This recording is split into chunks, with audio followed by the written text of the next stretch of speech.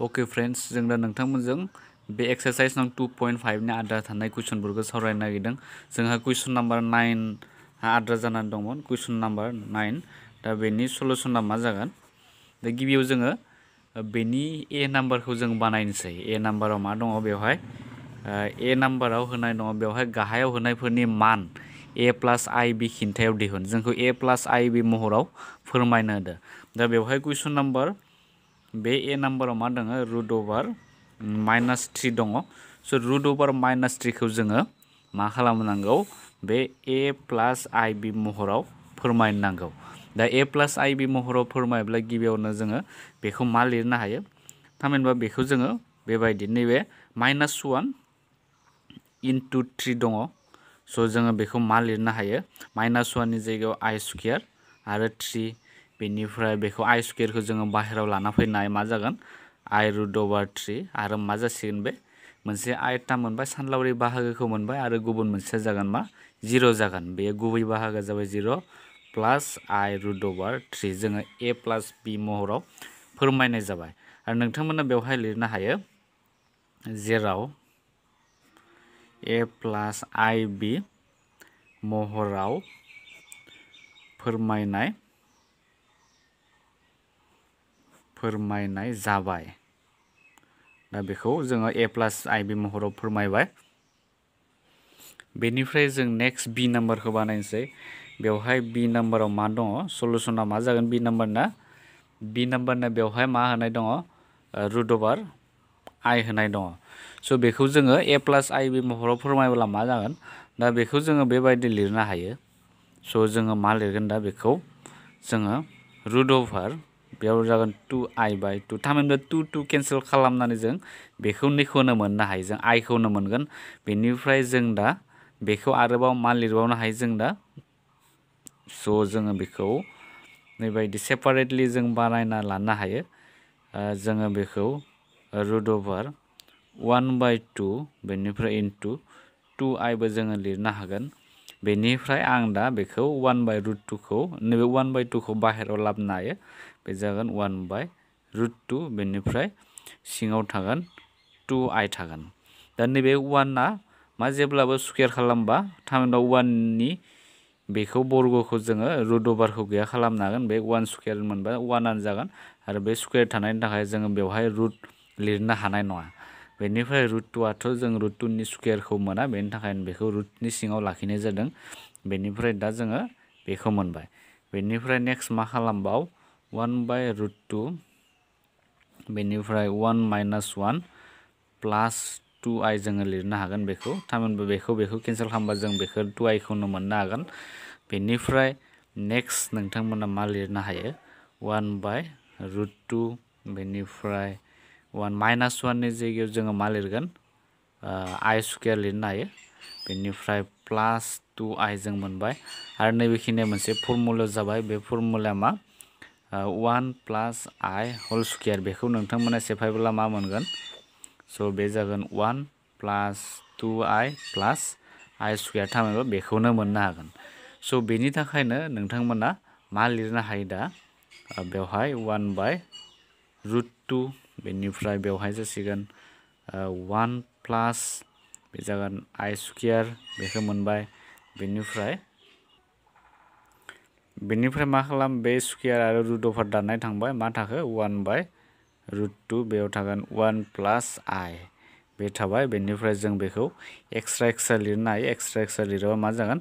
1/√2 प्लास बे जागोन आइ 1/√2। दा बेनो जाबाय ए प्लास आइ बि महराव फोरमायनाय जाबाय। जेराव ए प्लास आइ बि महराव फोरमायबाय। दा बेबायदि लिरना होनो हायो। बेनिफ्राय नेक्स्ट नोंथांमोना सि नाम्बारखौ बानायब्लानो जाबाय। सि नाम्बारा जोबोर गोरलै। बेनिफ्राय डि नाम्बारखौबो नोंथांमोना हाखागोन। डि नाम्बाराबो गोरलै। बेनिफ्राय जों दा कुइसन नाम्बार 10 खौ नायनोसै। कुइसन नाम्बार 10 आव मा दङ? गाहायाव होनाय मोनफ्रोमबो अनजिमाफोरनिनो बर्ग रोदा दिहुन। जोंखौ बर्ग रोदाखौ दिहुननो होदों। स' बेबो जोबोर गोरलै। जों बर्ग रोदाखौ गोरलैयैनो दिहुननो हागोन। दा गिबियावनो जोङो बेखौ 10 निखौ 10 निखौ जोङो ए नाम्बारखौनो बानायनोसै 10 नि ए नाम्बारनि सलुसना मा जागोन दा जोंखौ बर्ग रोदा दिहुननो होनदों दा बर्ग रोदाखौ जोङो माबोरै दिहुनगोन जोङो बेनि स्कुवेर रुटखौ दिहुननांगो दा गिबियाव नोंथांमोना बेबायदि होनाय दङ कुइसन ए आव मा होनाय दङ कुइसन ए आव जाबाय 8 माइनास 15i होनाय दङ बेनिफ्राय जों दा बेखौ मा खालामनांगौ दा बेखौ नोंथांमोना बर्ग रोदा दिहुनब्ला माबायदि दिहुनलांनो हायो दा नोंथांमोना नायलांबाय थाबानो जागोन 1/2 * 2 बेनिफ्राय 8 माइनास 15i टाइमबा 2 2 केन्सेल खालामबा बे मोननैबो केन्सेल थांबाय बेनिफ्राय 8 माइनास 15i जों गोजौनिखौनो मोननो हायो बेनिफ्राय नेक्स्ट मा खालाम 1/2 नै 2 खौ बेफोरजों सानजाब्ला मा मोनगोन बे जागोन 16 माइनास 30i जों मोननो हाबाय बेनिफ्राय आरो नेक्स्ट जोङो मा खालामगोन दा 1/2 जोङो नैखौ फर्मुलायाव लांनो थाखाय नोंथांमोना मा लिरनो हागोन दा बेवहाय जोङो 5 स्क्वायर बेनिफ्राय जोङो बेवहाय मोननो हागोन माइनास 2 इनटु 5 इनटु बेनिफ्राय 3i थामहिनबा नैखिनाखौ सानजाबा नोंथांमोना 30i खौ मोननो हागोन बेनिफ्राय आरो प्लास बेवहाय लिरनांगोन नोंथांमोना बे जागोन 3i होल स्क्वायर बेनिफ्राय बे जासिगोन ब्रेकेट क्लोज दा 5 स्क्वायर इनटु खालामबा नोंथांमोना 16 मोननो हागोन आरो बेयाव मा जागोन माइनास 9 16 माइनास 9 खालामबा स' नोंथांमोना बेखौ केलकुलेसन खालामबा नैखौनो मोननो हागोन नोंथांमोना ट्राइ खालामनो हायो बेखौ केलकुलेसन खालामनो हायो आं नैथिं एसे लिरना होनोसै स' बे 5 स्क्वायर खालामबा 25 माइनास बे जागोन 30i बेनिफ्राय जोङो मा मोननो हायो i स्क्वायरनि माना माइनास 1 स' आं डाइरेक्टलि बेवहाय लिरबाय माइनास 9 स' 25 माइनास 9 खालामबा बे जागोन 16 माइनास 30i जों बे गोजौनिखौनो मोननो हादों बेनिफ्राय दा बे मोनसे फर्मुलायाव थांबाय स' जों बेखायनो मा लिरनो हायो बे जासिगोन 5 माइनास 3i होल स्क्वायर अब्ला दिहुननो गोनां बर्ग रोदाया जागोन देयरफर दिहुननो गोनां बर्ग रोदाया जाबाय बर्ग रोदायाव जेब्ला प्लास माइनासखौ जों होथारनांगोन बेनिफ्राय 1/√2 बेनिफ्राय बे जागोन 5 माइनास 3i जागोन थामहिनबा बर्ग रोदा माने नैयाव √2 मानि थाखाय फैखो बे जाबाय स्क्वायर रुट थामहिनबा जोङो बेखौ मा रुट अभार जों मा खालामनो गोनां जायो रुट अभार बेखिनाखौ जोङो नैथिं आं लिरनानै होनोसै बेखिनाखौ बर्ग रोदा दिहुनब्ला मा जागोन 1/2 5 माइनास 3i होल स्क्वायर आरो बे दङ बिदि रुट अभार दङ स' जोङो बेखौ मा लिरनो हायो बेखौ नोंथांमोना लिरनो आं जास्ट बुजिनायनि थाखाय लिरनो होदों बेनिफ्राय नैयाव मा दङ 1आथ' बे जागोन बाहेरायाव ओंखारना फैगोन आरो 2आ बाहेरायाव ओंखारबा बे √2 जायो स' जोङो नैबे 2 नि स्क्वायरथ' गैया बेनिखायनो जों बे रुटआ थागोन बे 2 नि रुटनि सिङाव जों 2खौ लाखिनांगोन बेनिफ्राय आरो नैयाव स्क्वायर थानायनि थाखाय नैबे रुटआ केन्सेल थांबाय बेनिखायनो 5 माइनास 3i जोङो लिरनो हादों दा नोंथांमोना बेवहाय नुनो मोनदों दा बेनो जागोन फिननाया बेनिफ्राय नेक्स्ट मा दङ नेक्स्ट बि नाम्बारखौ नोंथांमोना बानायनो नाजा बेनिफ्राय सि नाम्बारखौबो नोंथांमोना हाखागोन डि नाम्बारखौबो नोंथांमोना बानायनो नाजा डि नाम्बाराबो गोरलै बेनिफ्राय जों दा इ नाम्बारखौ बानायनोसै स' इ नाम्बाराव मा दङ बेवहाय इ नि कुइसना जाबाय इ नि सलुसना जागोन इ नि सलुसना बिदि बेवहाय मा होनाय दङ बेवहाय जाबाय एक्स प्लास बेनिफ्राय i √1 माइनास बे दङ एक्स स्क्वायर दा बेबायदि होनाय दङ जोङो बेनि बर्ग रोदाखौ दिहुननांगौ दा बेखौबो गिबियाव बानायनाय बायदि जों मा खालामनो हायो 1/2 इनटु 2 बेनिफ्राय ब्रेकेट होनांगोन बे जागोन एक्स प्लास i √1 minus X square bracket close बेनिफ्राय नेक्स्ट मा खालाम स' नोंथांमोना बेखौ बुजिखाबाय बे केन्सेल खालामबा बेखौनो जों सिगांनिखौनो मोननो हायो बेनिफ्राय 1/2 बेनिफ्राय जोङो बेखौ मा खालाम स' बेखौ सानजाबदो बे जासिगोन 2x प्लास 2i बे जासिगोन आरो नैखौ जोङो मा लिरनो हायो बे मायाव जाना दङ 1 स्क्वायर माइनास x स्क्वायर जाना दं थामहिनबा जों मा लिरनो हागोन बेखौ 1 प्लस x आरो 1 माइनास x बे मोनसे फर्मुला दंमोन स' बेनिखायनो जोङो मा लिरगोन दा बेवहाय आरो रुट अभारखौ जों लिरथारनांगोन स' रुट अभार बे जागोन 1 plus x into 1 minus x जोङो लिरनो हायो बेनिफ्राय ब्रेकेट क्लोज बे जाबाय बेनिफ्राय आरो नेक्स्ट जोङो मा खालाम 1/2 बेनिफ्राय ब्रेकेट होफिनदो दा बेवहाय नोंथांमोना मा नुनो मोनखो दा बेयो मोनसे फर्मुलायाव जाना दं स' जोङो फर्मुला बायदि मा लिरनो हायो बेनिफ्राय नैनि जायगायाव जोङो डाइरेक्टलि मा लिरनो हायो बे a plus b whole square फर्मुलायाव थांबाय स' जों बेखायनो मा लिरनो हायो दा बेवहाय ब्रेकेट रुट अभार 1 प्लस x होल स्क्वायर बेनिफ्राय जों लिरनो हागोन प्लास बेनिफ्राय आरो बेवहायबो मा लिरनो हायो I root over 1 minus x आरो बेखौबो जोङो ब्रेकेटाव दोनसै स्क्वायर बेनिफ्राय प्लास 2 into route over 1 plus x into I root over 1 minus x जोङो लिरनो हागोन बेनिफ्राय ब्रेकेट क्लोज होफिनबानो जाबाय दा नोंथांमोना बेखौ सल्भ खालामना नायनानै बेखौनो मोनफिननो हागोन आरो जों सल्भ जुदि खालामबा स' आं नोंथांमोना बेथिं सल्भ खालामना खिथिनोसै जुदि नोंथांमोना बुजि मोनस्लाबाबा दा बेवहाय बे स्क्वायर आरो रुटजों दाननाय थांबाय दाननानै मा थाखो 1 प्लास x जाबाय आं डाइरेक्ट लिरखादो आरो बेवहायबो प्लास सिन फैबाय आरो I स्क्वायराथ' जागोन बे I स्क्वायर जों लिरनांगोन आरो बे स्क्वायरजों रुटजों दाननाय थांबाय मा थाखो 1 माइनास x बिदि थाबाय बेनिफ्राय आरो बेखौ लिरफिनदो प्लास 2 रुट अभार बे जागोन 1 प्लास x इनटु नैबे जागोन I 1 माइनास x दा बेबायदि जागोन बेनिफ्राय नेक्स्ट मा खालामनो हायो नोंथांमोना स' बेनिफ्राय नेक्स्ट बेखौ जों मोनबाय बेनिफ्राय बेखौ 1 प्लास x नैखौ I स्क्वायरनि जायगायाव जोङो माइनास 1 लिरनो हायो बेनिफ्राय 1 माइनास x प्लास 2 बे जासिगोन रुट अभार 1 प्लास x आरो जों I खौ बिथिं लिरनो हायो बिदि लिरबाय बेनिफ्राय 1 माइनास x बेनिफ्राय नैखौ जोङो ब्रेकेटखौ सेबाय 1 प्लास x नैबे माइनास 1 जों 1 जों सानजाबा माइनास 1 माइनास से प्लास x प्लास 2I रुट अभार 1 प्लास x बेनिफ्राय जागोन 1 माइनास x बेवहाय बेजों केन्सेल थांबाय मा थाखो 2x प्लास 2I रुट अभार 1 प्लास x आरो 1 माइनास x थामहिनबा जोङो नै गोजौनिखौनो मोननो हादों नोंथांमोना बेखौ सल्भ खालामनानै मोननो हाबाय स' सल्भ खालामनानै मा नुखो गोजौनिखौनो जोङो मोननो हादों नैयाव नोंथांमोना मा नुनो मोनदों बेखौनो आं नोंथांमोननो बेखौ बानायनानै दिन्थिनाय जादों दा बेनो नोंथांमोना बेखौ बुजिनायनि थाखाय आं बेबायदि बानायबाय आरो नोंथांमोना बेखौ लिरनो नाङा बेनिफ्राय नेक्स्ट जोङो मा लिरनो हायो इकुवेल होनानै जों मा लिरगोन दा स' इकुवेल होनानै जों नेक्स्ट स्टेपखौ बानायलां स' नेक्स्ट स्टेपा मा जागोन दा बेनिफ्राय जोङो डाइरेक्टलि मा लिरनो हायो स' बेनिफ्राय नोंथांमोना बेबायदि लिरनो हागोन 1/2 बेनिफ्राय बेवहाय जासिगोन मा नैखौ लिरदो रुट अभार 1 प्लास x बेनिफ्राय plus I root over 1 minus x बेनिफ्राय स्क्वायर लिरनो नांगोन बेयो मा फर्मुलायाव जाखो a plus b whole square बे फर्मुलायाव जाबाय स' फर्मुलाखौ सेफायबा जों बेखौनो मोननो हागोन दा बेखौ जों मोनबाय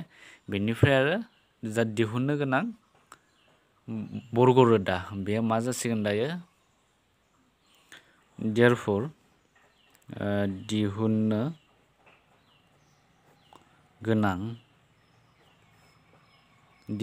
गोनां बर्ग रोदा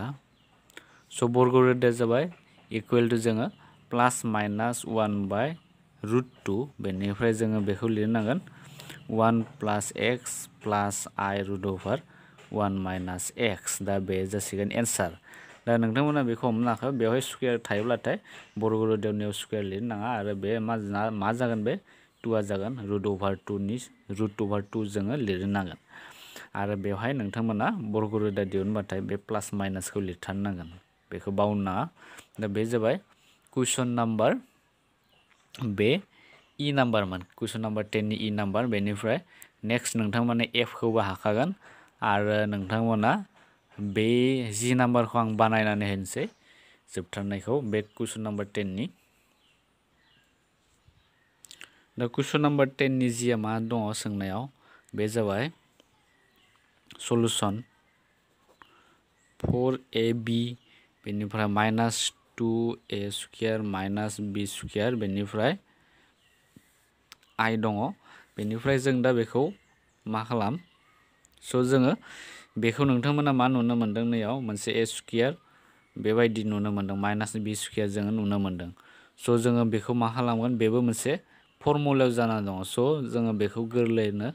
माबायदि लांगोन दा बेखौ ओरैबायदि जों लिरनो हायो स' डाइरेक्टलि आं नैखौ मा लिरनो हागोन directly a plus b whole square minus a minus b whole square minus 2 नैखौ फर्मुला लांदो a प्लास b आरो नै मोननैखौ सल्भ खालामबा नोंथांमोना बे 4ab खौ मोननो हागोन बेनिफ्राय 2a plus b into a minus b बेयाव जागोन i जागोन स' जोबथारनाय आइखौ जों लिरफिनबाय आरो नोंथांमोना मेथ्सआव किसुमान स्टेपफोरखौ गोसोआव लाखिनो नाजा दा नोंथांमोना एसे कनफिउज जानानै नैबे स्टेपा माबोरै फैखो स' जोङो बेखौ सल्भ खालामबा बेखौनो मोननो हागोन स' आं नोंथांमोननो बेखौ दिन्थिनानै होनोसै बे जागोन a plus b whole square minus a minus b whole square बिदि दङ स' जोङो बेखौ फर्मुला लांदो a square plus twice ab बेनिफ्राय जों बेखौ फर्मुला लांबाय a square plus twice ab बेनिफ्राय प्लास b स्क्वायर माइनास बे माइनासखौ लिरनो नांगोन बेखौ सेफायब्ला मा जागोन a square minus twice ab plus b square बेनिफ्राय ब्रेकेटखौ सेफायदो a square plus twice ab plus b square minus a square minus A plus twice ab minus A plus A minus बे जागोन b square दा बेजों cancel cancel जोबथारना मा थाखो 4ab बेखौ प्लास खालामबा नोंथांमोना 4ab मोननो हागोन आरो जों बेखौनो मोननो हाबाय दा नोंथांमोना बेखौ सल्भ खालामबा बेखौ मोननो हागोन दा बेखौ जों फोरमान खालामबाय जोबथारनायाव नैखौ लिरफिनना आरो नैबेबो मोनसे फर्मुला दङ a square minus b square बे जागोन a प्लास b आरो a माइनास b जों बेखौ बयबो मिथिगौ स' नोंथांमोना बेफोर फर्मुलाफोरखौ बावनो नाङा जेब्लाबो गोसोआव लाखिबाय था इम्परटेन्ट मेथ्सआव फर्मुला नङाब्ला जों एसेबो माने सल्भ खालामनो हानाय नङा मावफुंथायखौ मावफुंनो हानाय नङा दा बेसिम जाबाय बेनिफ्राय नेक्स्ट स्टेपआ जाबाय स' इकुवेल टु जोङो मा लिरनो हागोन नेक्स्ट जोङो बेखौ बेबायदि लिरदो a plus b whole square बेनिफ्राय प्लास आरो ब्रेकेट होनानै जोङो मा लिरनो हायो स' बेनिफ्राय नोंथांमोना बेवहाय मा नुदों माइनास नुनो मोनदों स' माइनास जुदि थायोब्ला जोङो बेनि सिगाङाव प्लास होनानै बेखौ मा i लिरनो हायो स' i स्क्वायर जागोन बे स' बेनिफ्राय बेखौ मा लिर a माइनास b बे जागोन स्क्वायर स' नोंथांमोना बेखौ माबोरै मोनखो दा नैबे जोङो i स्क्वायर थारमाने बेवहाय स्क्वायर नुनो मोनदों i स्क्वायर जागोन i स्क्वायरनि माना मा -1 स' जोङो बे माइनासखौ जोङो मोननो हागोन बेखौ केलकुलेसन खालामबा बेनिफ्राय a माइनास b बेबो जागोन होल स्क्वायर नोंथांमोना बे होल स्क्वायरखौ होबानो जाबाय बेनिफ्राय आरो बेखौ लिरफिनदो बे मा दङ माइनास बे 2a plus b into i a minus b बेबायदि दङ आरो बेबो मोनसे फर्मुला जाबाय बे जासिगोन दा a plus b minus i a minus b whole square थामहिनबा बे माबायदि a minus b whole square formula जाबाय a square minus twice ab बे जागोन प्लास b स्क्वायर फर्मुलायाव जाबाय स' नोंथांमोना बेफोर गासैबो फर्मुलाखौ गोसोआव लाखिनांगोन बेनिफ्राय स' जोङो दा मा लिरनो हायो दा बेनि जा बर्ग रोदा दिहुननाय बे बर्ग रोदा दिहुननाया दा बिदि जासिगोन बेनिफ्राय जोबथारनायाव लिरदो देयारफर दिहुननो गोनां बर्ग रोदा स' दिहुननो गोनां बर्ग रोदाया मा जागोन बे जागोन प्लास माइनास बेनिफ्राय a plus b minus i a minus b आरो बेवहाय नोंथांमोना स्क्वायर लिरनो नाङा स्क्वायर थाबाथाय बेखौ केन्सेल खालामनांगोन दा बेनो जासिगोन एन्सारा बेनिफ्राय नोंथांमोना बेनि जा कुइसन नाम्बार 10 नि आद्रा थानाय बेफोरखौ नोंथांमोना सल्भ खालामनो नाजा जोबोर गोरलै एसे माने सल्भ खालामबानो नोंथांमोना हागोन बेनिफ्राय कुइसन नाम्बार 11 खौ जों नायनोसै 11 आव गोरलै खालामना होदो स' बेखौ जों गोबाव खालामालासे कुइसन नाम्बार 11 खौ नायनोसै स' 11 नाम्बारा मा जागोन दा 11आव मा बुंदों बेखौ जोंखौ सल्भ खालामनो दो बेखौ गोरलै खालामनो दो स' गिबियाव नोंथांमोना कुइसनखौ लिरग्रोना लानो हायो सलुसन होनानै सलुसन मा दङ बे जाबाय रुट अभार 5 प्लास 12i बेनिफ्राय प्लास दङ बे जागोन 5 माइनास 12i आरो डिभाइड बाय मा दङ बे जागोन 5 प्लास 12i बेनिफ्राय माइनास दङ बे दङ 5 माइनास 12i दा बेखौ जोङो गोरलै खालामनो दो दा बेखौ जोङो बेबायदि लिरनो हायो बेखौ जोङो लिरोब्ला मा जागोन दा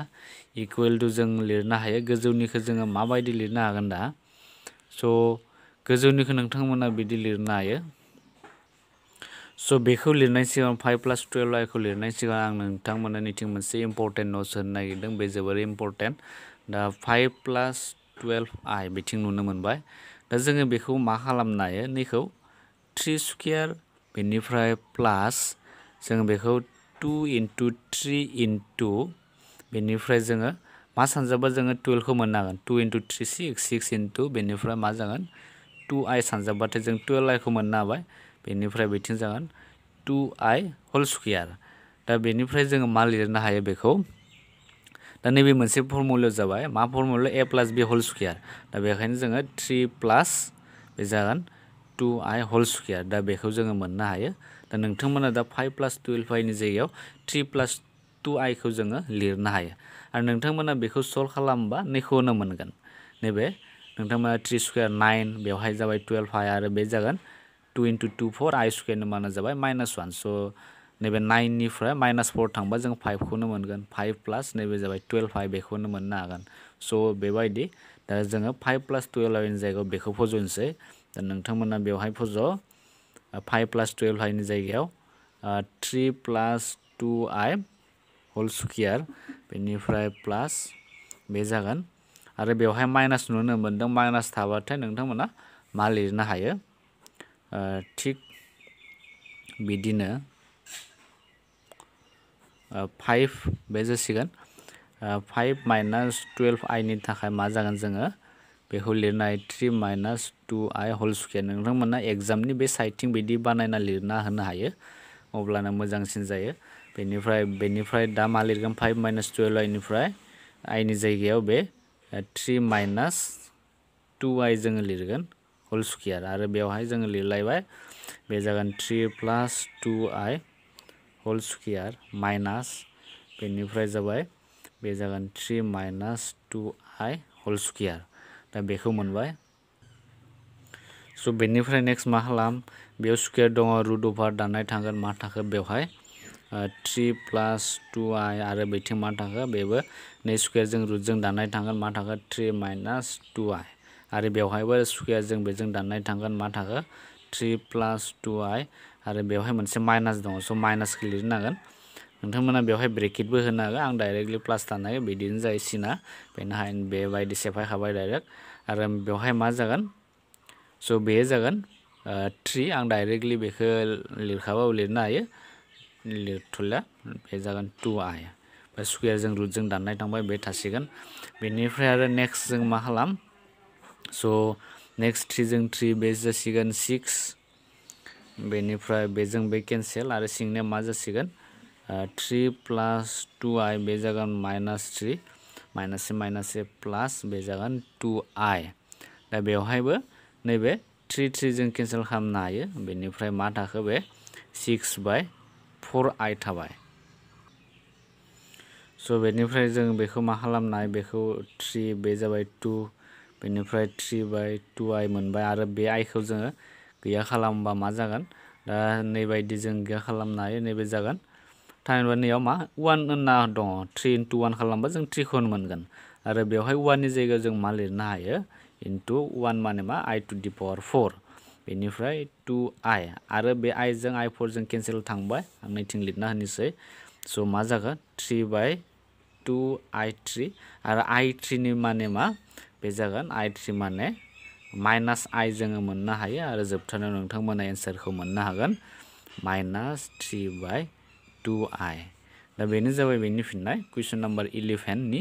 जा दिहुननो गोनां गोरलै खालामनानै मोननाय फिननाया जाबाय बे -3/-2i बे जासिगोन।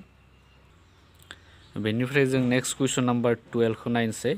थामहिनबा बेनो जाबाय कुइसन नाम्बार 2.5 नि जोबथारनाय कुइसन 12 नाम्बार आरो बे 12.5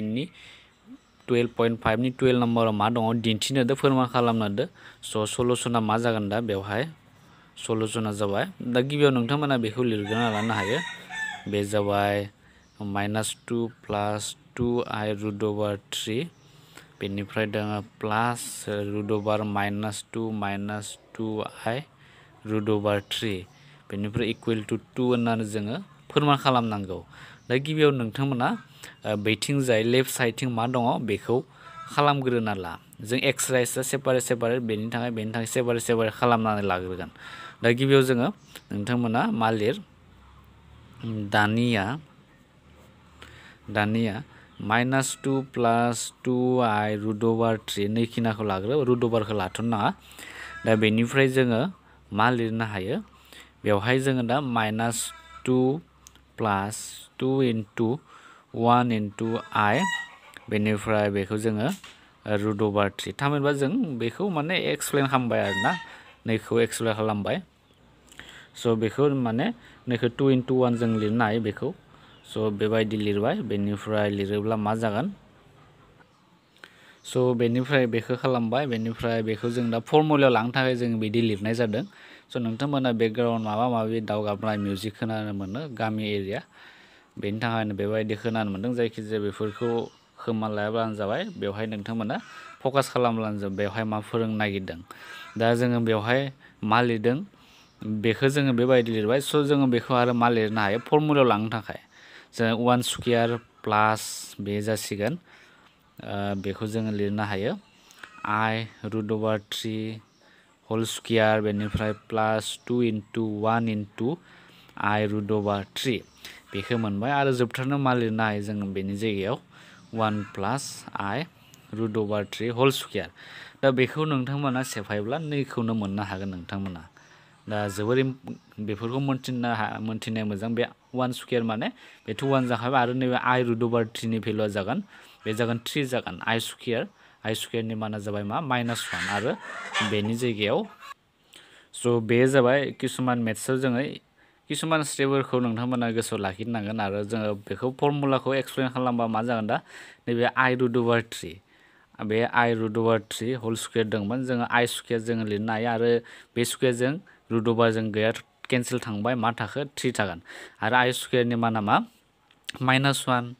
आरो × 3 खालामबा जोङो -3 मोनगोन आरो बेयाव -3 मोनबाय आरो बेवहाय मा दं 1 दङ। स'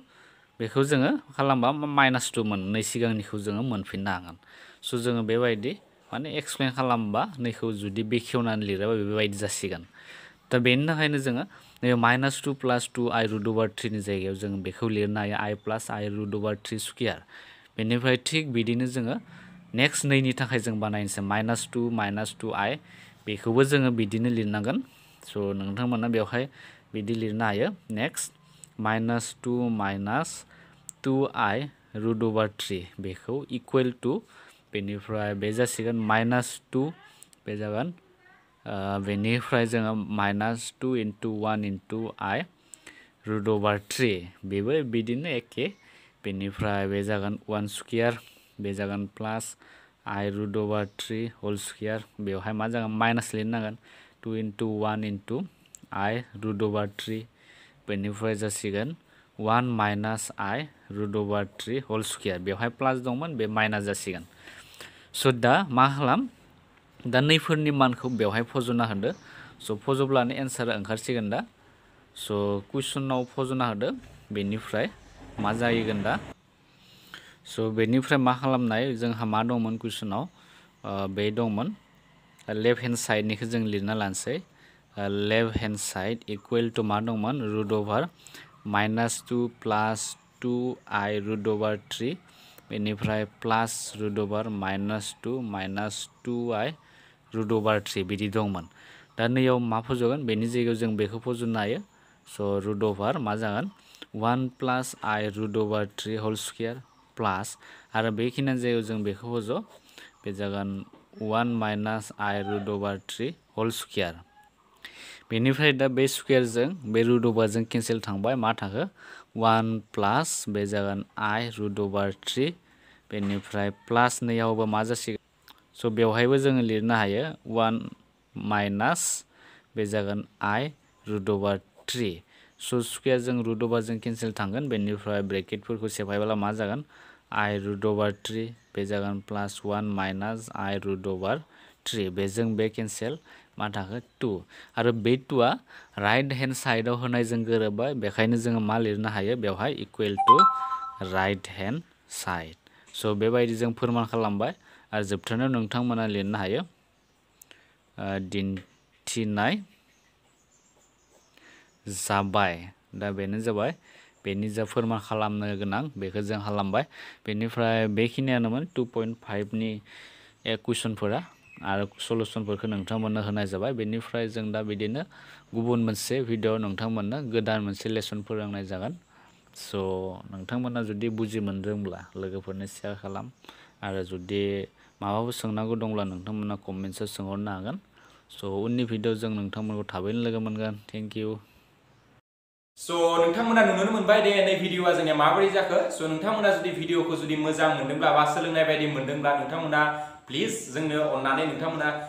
लाइक बटनखौ थुनानै हो आरो मायबाफोर सोंनो दङब्ला नोंथांमोना कमेन्ट बक्सआव सोंनो हागोन सिम्पलि जों नोंथांमोननि एन्सारखौ सानफ्रोमबो होनो गारनाय थाबैनो होनो गारनाय जों सानफ्रोमबो रेडिखा नोंथांमोना बेबायदिनो जोंनो सोंहरबाय थानो हागोन आरो नोंथाङा जुदि चेनेलाव जुदि गोदानबा जोंखौ सापर्ट खालामोबा नोंथांमोना चेनेलखौ साबस्क्राइब खालामना हो आरो बे नटिफिकेसन बेलखौ थुनानै हो जाहाथे गोदान गोदान भिडिअ होनायखौ नोंथाङा नुनो मोनो स' बे भिडिअनि गेजेरजों जों नोंथांमोननिफ्राय दा बिदाय लानोसै गोदान भिडिअ नोंथांखौ जोङो थाबैनो लोगो मोनफिनगोन होननानै बे भिडिअनिफ्राय बिदाय लानोसै स' गोजोनथों लोगोफोर बाय बाय